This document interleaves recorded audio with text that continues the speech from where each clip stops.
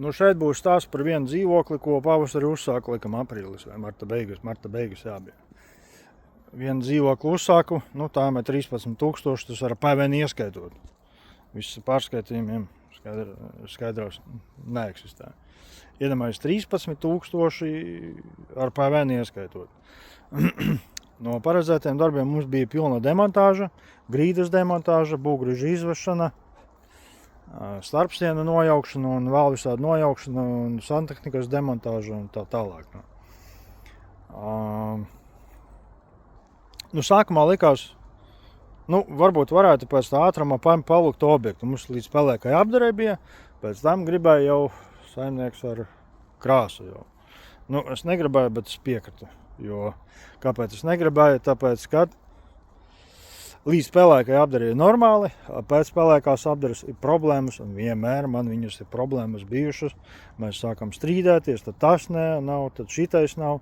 Par krāsām, par visu, par jācīnās, un cenējiem visam arī neatbilst. Maksāt viņu tālāk vairs baigi negrib.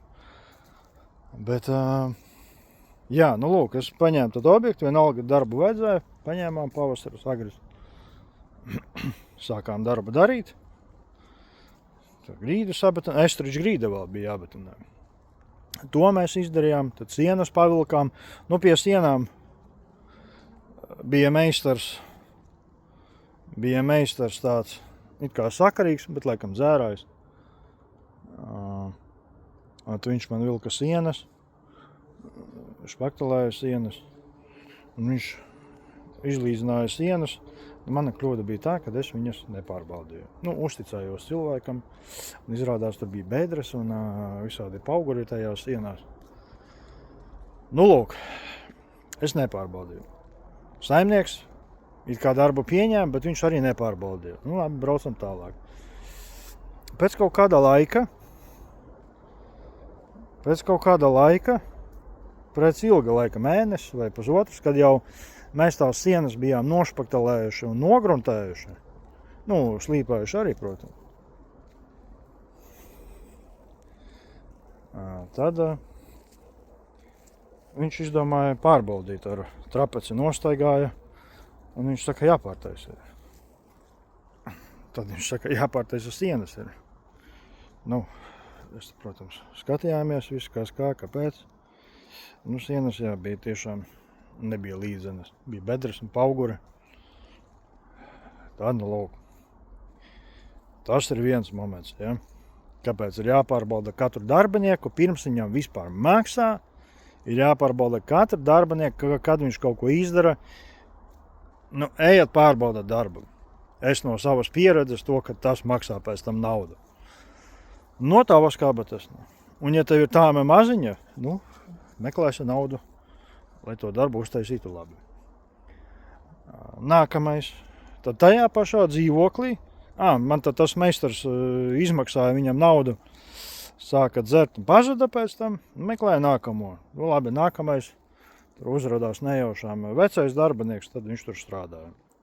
Bet tam arī problēmas ar alkoholu pēc tam bija. Bet tad viņš strādāja, tad pie sienas laboja, līdzināja un visu kaut ko tur darīja. Un tas saimnieks viņam katru reizi lika pārdarīt tos darbus. It kā darbu izdarīja labi, bet visu laiku kaut ko viņš atrada un kasījās. Vārds sakot, tas saimnieks milimetrus dzenā. Ļoti prasa par tādu samaksu, viņš pārāk daudz prasa, bet viņš neapiet. Ko viņš prasa? Viņš saprot, kad viņš grib visu perfektu un kad viņš ir nopircis pa 13,000 ieskaitot PVN perfektu visu. Nevar tā uztaisīt, bet viņam skaidro viņš jau nesaprot. Viņam viens galvā. Viens puses jau saprot, ja tu apņēmies darbu, tad tas darbs ir jāizdara kārtīgi. Tad vienkārši vajadzēja, ja jūs ņemat tik lētas tēmas, tad vienkārši pasakat, no kvalitātes nekā nebūs. Nekas negarantējas, vienkārši mēs uztaisīsim, lai ir vizuāli normāli. Tā bija mana kļūda. Tad lūk. Tad atradu puišus, kas strādāja arī iepriekš objektos. Kā sakarīgi viss viņiem ir. Viņi sāka likt griestus. Likām griestus ar reģipsi un siltinājām. Nevis siltinājām, bet skaņas izolāciju likām. Un tie puikas uztaisīja griestus par 4,5 cm šķībus. Nelīdzenus. Atšķirās augstums. Bet mazā istabiņā, kur ir 12 kvadrātmetri, viņi uztaisīja tādus griestus, liekas, kā kaut ko tādu var uztaisīt. Un lūk, es viņam samaksāju naudu. Bet, kad es devu naudu, es tikai pārprasīju. Ir taisni griezti? Jā, protams, kad ir. Jā, meistars saka, viss tā kārtībā. Un es nepārbaudīju. Mēs neizgāju vienkārši ar lāzeru un nepārbaudīju. Iedomājies. Un tad aiz to, ka nepārbaudīja, saimnieks arī nepārbaudīja, bet braucam mēs tālāk. Tad mēs tos griestus nošpaktalējām, noslīpējām, nokrāsojām jau. Vadi jau bija ievilkt iekšā.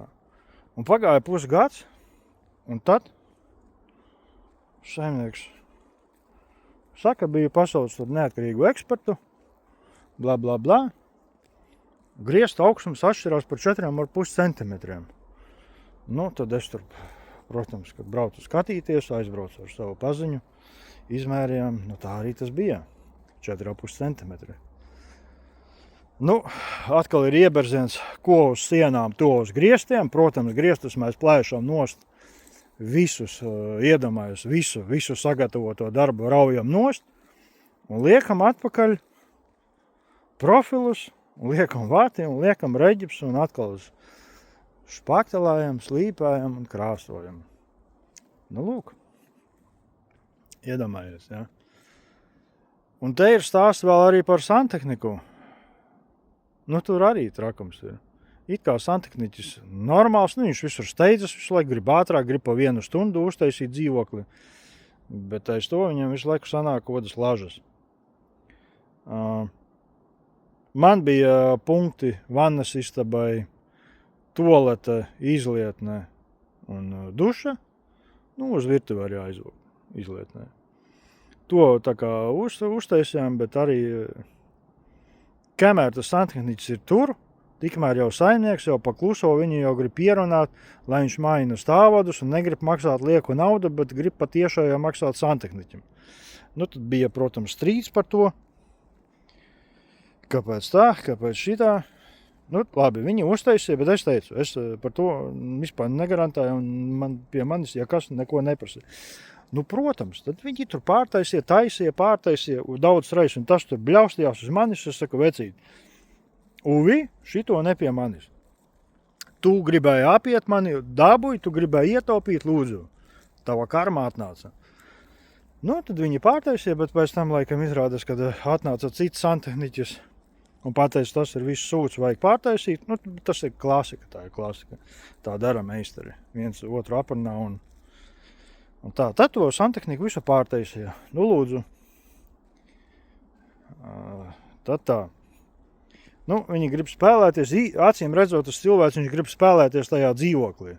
Viņš grib pārbaudīt, varbūt pacietību celtnieka, varbūt vēl kaut ko. Un es arī nezinu īstenībā, vai viņam ir taisnība, vai man tas jāpārdara visu, ko es pārtaisu. Bet tas objekts ir ļoti smags, viņš ir ļoti dārgs. Varbūt man ir jāizsauc neatkarīgu tāmētāju, un lai viņš uztēmēto manu darbu izdarīto un pārdarīto, varbūt ne pārdarīto, bet izdarīto un kvalitāti, un varbūt, lai viņš cenu arī pasaka, un varbūt man tur saimnieks būs 20,000 vēl parādā par to visu. Arī tāds variants, bet es jau saimniekam minēju par to, kad es noteikti tā izdarīšu, kad pabeigšu to darbu. Un tad es visticamāk arī, tā arī būs. Lūk, ko es ar šo video gribu pateikt? Ko es vispār gribu pateikt tev, celtnieku, būvnieku? Tāds kā es darba vadītājs vai uzņēmējs, vienalga kas, kurš nodarbojas ar darbiniekiem. Katru darbinieku tu viņu pārbaudīt nevari, pirms viņu ņem darbā. Vienīgi par atsauksmēm, bet es esmu ņēmis arī par labām atsauksmēm. Man ir slikta pieredze arī no tā. Ne visa, bet ir slikta. Un, pēc katra darba, vai viņš strādā pa stundām, vai viņš strādā pa gabalu darbu, pārbaudi katru momentu. Galvenais ir neielaist. Un tā kā šeit tikai viss ielaists saimnieks, ja, es nepārbaudīju, kaut kur piemirsu vai noslinkoju, vai kas tas pa iemeslu. Bet saimniekam bija teorētiski jāpārbauda. Jāpieņem darbs. Ja. Mēs pabeidzam reģips, nākam mērīt. Nu. Bet viņš ielaida līdz, mēs jau nokrāsojām, un tad nāca ar pravelām un ar lāzeriem un ar visu mērija. Un teica, sienas jāpārtaisa, griesti jāpārtaisa, viss ir jāpārtaisa. Nu tā, kāpēc viņš tā dara pēc tam, kad viss ir gatavs? Un es viņam prasu, kāpēc tu nepārbaudīji uzreiz? Viņš ar tādu iebildu, viņš saka, bet tev tas ir jādara. Nu, man tas ir jādara, jā. Bet es saku, bet tu taču pieņem to pats darbu, tu esi pats pasūtītājs, nāc mēri, kāpēc tu sūti pēc tam tos ekspertus visādus. Nu tā, tas darbs bija man. Tā kā jā. Nu tā kā puiši pārbaudat, lai neiegrimtu problēmās dziļākās vai parādos, vai jāpārbauda ar katru cilvēku. Un man arī mācība ir viens pēc otra remonta un šogad vispārīgi. Kaut kādos 5 objektos es nesekoju īstenībā katru dienu no rīta līdz vakaram es nesekoju darbus. Nu tad visādi suņi nāca, klaidoņi, dzērāji. Es viņus pat nezinu kā savādāk nosaukt. Meļi. Oi. Jā, un tā. Un tad viņi uztaisa kaut ko. Tad, tā, jā, bet par šito dzīvokli. Tas, laikam, bija mans pēdējais dzīvoklis, kas vispār paņēma kaut ko tik lētu. Nekad dzīvē es vairs neņemšu tik lētu, jo backups pilnīgi nekāds tad nav. Nu, ja gadījumā kaut kas notiek, tev nav pa ko vairs sataisīt no tās tāmes. Nav pa ko pārtaisīt neko vai salabot. Nu. Un par garantiju arī tur vispār var pat laikam nerunāt. Nu jā, tāda ir mana pieredze par vienu 2 stabu dzīvoklīti. Nekas labs nav. Bet nu neko. Nu. Kasaki ir ielaisti. Nu, strādnieki to ielaida. Es nepārbaudīju. Nu, attiecīgi mana atbildība. Man arī ir jāizroļītās viss pasākums. Tā kā nekur nepazūdam un strādājam. Grūti, bet jāpaveic. Uzņēmies atbildību. Ir jāiet jāpabeidz. Lūk tā. Devai, pagaidām, turamies.